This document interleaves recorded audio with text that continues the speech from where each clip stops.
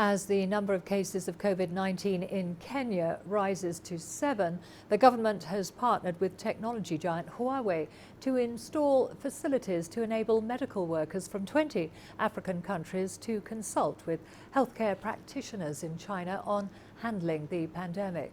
Stone He, the CEO of Huawei Kenya, says the company is committed to supporting Kenya's response efforts as an example of how technology can help efforts to tackle COVID-19.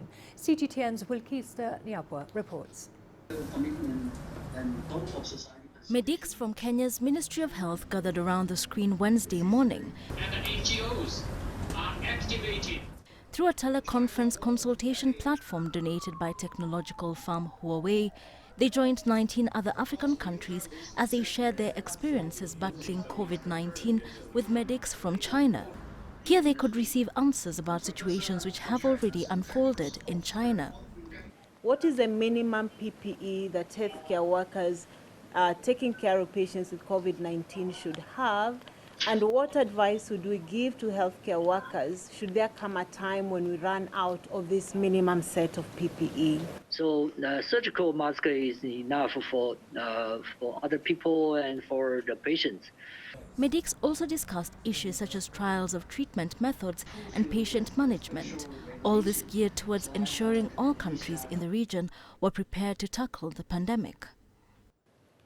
Today, for the first time, via a video conferencing capacity which we have just installed today, our doctors were able to carry out a video conference with Chinese doctors, the ones who have been handling the disease in Wuhan.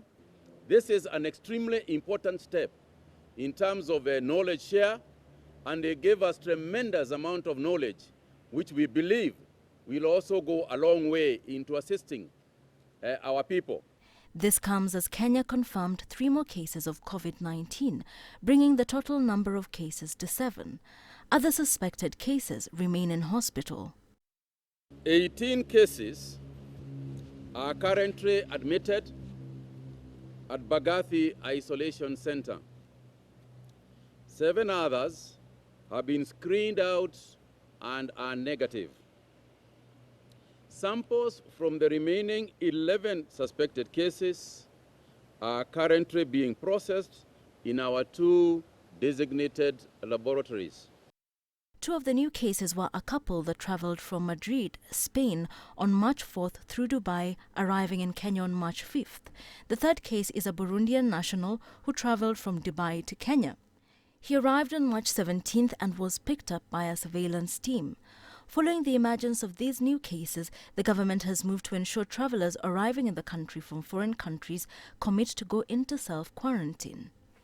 And effective today, any Kenyan who is traveling from outside the country must sign a legal form at the airport, must sign a legal form to confirm that they are going to self-quarantine themselves, which gives us the instrument to actually jail you if you do not follow the procedure. The government is also tracing 85 people who came into contact with a patient who left an isolation facility. In Kenya, later in the day, the teleconference drew to an end. Future sessions will encourage netizens with access to the internet to participate in the program through CGTN's social media platforms to learn more about the disease. As more cases of COVID-19 are reported across the African continent, scientists stress the need for countries to share information, knowledge and best practices in order to contain the virus. Wilkister Nyabwa, CGTN in Nairobi, Kenya.